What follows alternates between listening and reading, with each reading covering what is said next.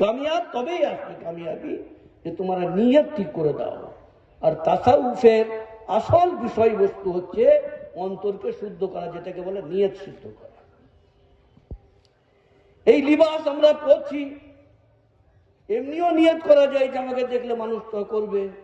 আর তখনই পড়ার সময় যদি অন্তরে অন্তরে বলি যে আল্লাহ এ তোমার নিয়ামত, তুমি দান করেছো, আলহামদুলিল্লাহ, এ আল্লাহ তুমি বলেছো আমার নিয়ামত, গোপন করো না, মানুষের কাছে জানাও যে আল্লাহ আমাকে এই নিয়ামত দিয়েছে, তোমার সেই হুকুম পালন করার জন্য, তোমার সন্তুষ্টির জন্য আমি এই লিবাসটা পরছি। তো এই লিবাসটা পরা যতক্ষণ পরে থাকবে ততক্ষণ তাকে ইবাদতের সওয়াব আল্লাহ দিতে থাকবে। খানা সবাইকে খেতে হয়, ক্ষুধা নিবারণ করার জন্য সবাই আমরা খাবার খাই, কিন্তু যখন দিল আল্লাহর সঙ্গে জুড়ে থাকবে, এটাকে আল্লাহর নিয়ামত মনে করব। লিবাসটা যেমন আল্লাহর নিয়ামত, খাবারটাও আল্লাহর নিয়ামত। আল্লাহ এই খাবার তুমি খেতে বলেছো, আমি আমার সাধ্য মতো হালাল হারাম যাচাই করে খাচ্ছি। এই খাবার খেয়ে যে শক্তি তুমি আমাকে দান করবে, সেই শক্তিটা তোমার হুকুম আহকাম পালন করার জন্য তুমি আমাকে তৌফিক দান করো। সেই শক্তি যেন তোমার দিনের কাজে লাগাতে পারি। এই খাবার খাওয়ার পরে মানুষ যতদিন সেই খাবারটা তার ভিতরে রইল, আল্লাহর কাছে ইবাদতের সওয়াব তার উপরে লেখা থাকতে থাকবে। জীবনের প্রতিটা মুহূর্ত হাজার হাজার ইবাদতের সওয়াবের মিটার চলতে থাকবে খালি নিয়তের কারণে। তো ভাই বুজুর্গ দোস্ত, যদি নিয়ত ঠিক না হয়, নামাজ পড়েও মানুষ কামিয়াব হতে পারবে না।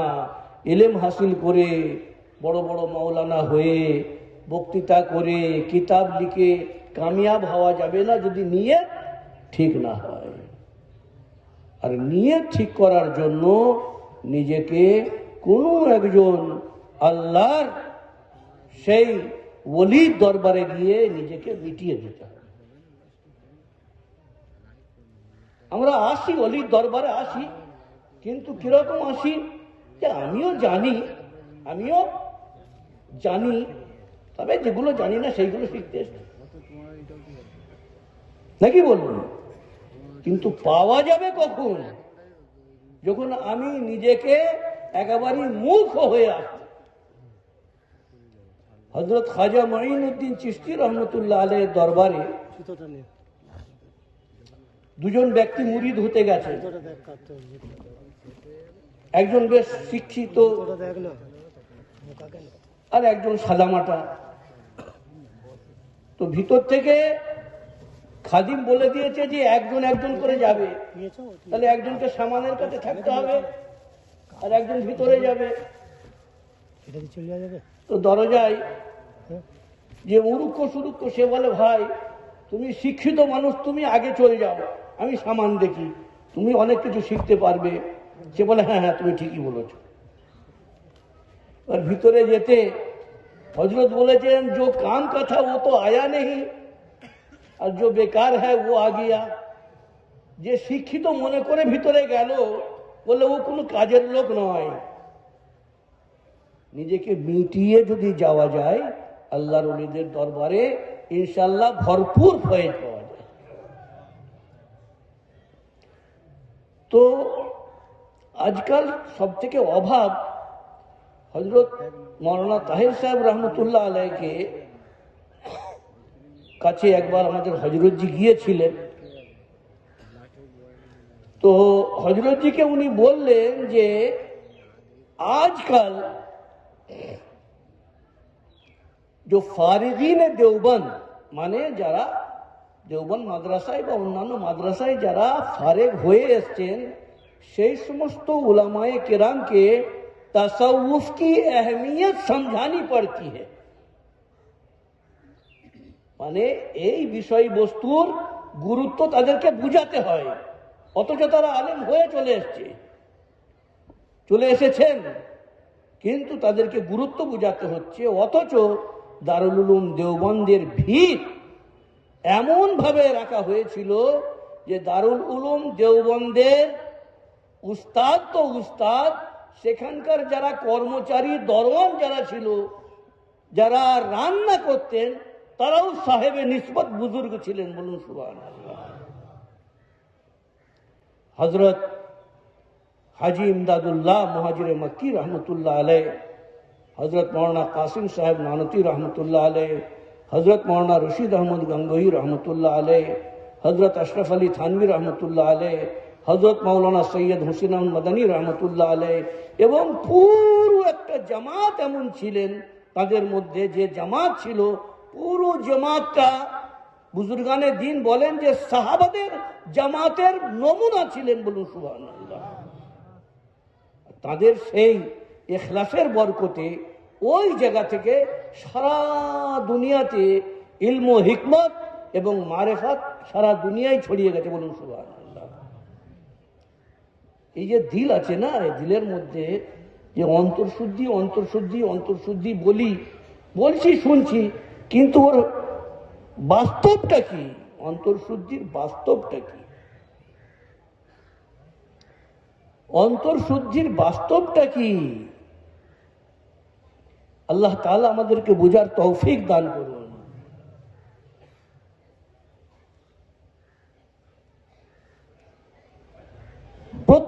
মানুষ আল্লাহর সঙ্গে তার সম্পর্ককে জুড়ে রাখবে। নিসবত মা আল্লাহ একেই বলা হয়। একজন বুজুর্গ তার স্ত্রীকে বলেছেন যে যাও এই খাবারটা নিয়ে এই উপারে, নদীর উপারে, যেমন আমাদের এই নদী আছে, আল্লাহর জন্য যদি করা হয় তো সেই কাজটা ইবাদতেই গণ্য হবে। বলুন সুবহানাল্লাহ। এবং কিয়ামতের দিনে আল্লাহ রব্বুল আলামিন তার কোনো হিসাব নেবেন না। আল্লাহ বড় মেহেরবান, দয়ালু, বড় মেহেরবান। আজ আমাদের সামনে এই সমস্ত কিতাবগুলো রয়েছে। হযরতজির একটা কিতাবের ব্যাপারে আপনাদেরকে জরুরি একটু বলছি। বহু কিতাব, বিভিন্ন, মানে এমন কোনো বিষয়বস্তু নেই যেটা হযরতজি লেখেননি, কিন্তু এখন সব থেকে বেশি জরুরি দোয়ার দরকার। কি দরকার? দোয়ার দরকার। দোয়ার মধ্যে একটা কিতাব হযরতজির, কি বলুন তো? মুনাজাতে মকবুল। তো এই হোম জানেন? হোম কাকে বলে? আরে বাবা, বাপ মাকে যারা খেত দেয়নি, ঘরে রাখতে চাইনে, তাদেরকে কোথা পাঠায়? বৃদ্ধাশ্রম, হোম, নাকি? তো নবীজি 1400 বছর আগে এমন কোন দোয়া ছাড়েননি উম্মতের জন্য যেটা দরকার হবে। কোন দোয়া ছাড়েননি। একটা দোয়া নবীজি শিখিয়ে গেছেন, আল্লাহুম্মা জাআল আওসা রিজকিকা ইনদা কিবারে সিন্নি ওয়ানকিতায়ে উমরি। ইয়া আল্লাহ, তুমি আমার বার্ধক্যে আমাকে প্রশস্ত রুজি দান করো। বার্ধক্যে দেখেন কার মাথায় এসছে যে বার্ধক্যের জন্য দোয়া করতে হবে? ছেলেপুলে দেখতেও পারে, নাও দেখতে পারে। আমার জীবনের যে শেষ সময়টা, আমার সব থেকে বেশি রুজি আমাকে ওই সময় দাও। কে শেখাচ্ছেন? আল্লাহুম্মা জাআল আওসা রিজকিকা ইনদা কিবারে সিন্নি ওয়ানকিতায়ে উমরি। কত সুন্দর দোয়া। মানে আল্লাহর সাহারা শেষ জীবনে তুমি চেয়ে নাও, তোমাকে যেন কারোর মুখাপেক্ষী হয়ে না থাকতে হয়। বলুন সুবহানাল্লাহ। ওয়াজআল খায়রা উমরি আখিরাহু। আর আমার শেষ বয়সটাকে আমার জীবনের সব থেকে ভালো সময় করো। সুবহানাল্লাহ, আমিন। ও খায়রা আমালি খাওয়াতিমাহু। আর আমার জীবনের যত আমল, নেক আমল আমি করে যাচ্ছি, আমার শেষ আমলটা সর্বোত্তম আমল করো। ও খায়রা আমালি খাওয়াতিমাহু। সব থেকে শেষ আমলটা সর্বোত্তম করো। ও খায়রা আইয়ামি ইয়াউমা আলকাকা ফীহ, বলুন আমিন। আর আমার জীবনের সব থেকে ভালো দিন সেই দিনটাকে করো যেদিন তোমার সামনে আমি হাজির হব, বলুন আমিন। তো এত মূল্যবান মূল্যবান দোয়া এই কিতাবের মধ্যে আছে। আমি তো ভাইদের কাছে একটা খালি নমুনা রাখলাম, এইরকম জীবনের প্রতিটা মুহূর্তে আর প্রতিটা সংকটে আর প্রতিটা আন্তরিক চাহিদার দোয়া সব এর মধ্যে জনাব রাসূলুল্লাহ সাল্লাল্লাহু আলাইহি ওয়াসাল্লাম হয়ে গেছে। কমসে কম যাবার সময় একটা করে মুনাজাতে মকবুল নিয়ে যাব, বলুন ইনশাআল্লাহ। আর নিয়ে গিয়ে আলমারিতে আতর দিয়ে তুলে রাখবো না, বলুন ফজরের পরে তিলাওয়াতের পরে একটু একটু করে ইনশাআল্লাহ পড়বো, বলুন ইনশাআল্লাহ নিয়ে যাবো ইনশাআল্লাহ। আর দ্বিতীয় একটা কিতাবের নাম বলছি, ইসলামী আদব শিক্ষা। ইসলামী আদব মানে হচ্ছে সুন্নত, এখানে মানে জীবনের প্রতিটা মুহূর্তে যে কাজগুলো নবীজি যেভাবে করতে বলেছেন তাকে ইসলামের পরিভাষায় কি বলা হয়? আদব। তো সুন্নত মোতাবিক যদি কেউ চলতে পারি আমরা, আল্লাহ আমাদেরকে চলার তৌফিক দান করুন। আর আল্লাহর কাছে জান ভরে যদি চেয়ে নিই, ইনশাআল্লাহ পথ অনেক সহজ হয়ে যাবে। আল্লাহ আমাদের সকলকে বুঝে আমল করার তৌফিক দান করুন, আমিন। ওমা আলাইনা ইল্লাল বালাগুল মুবিন।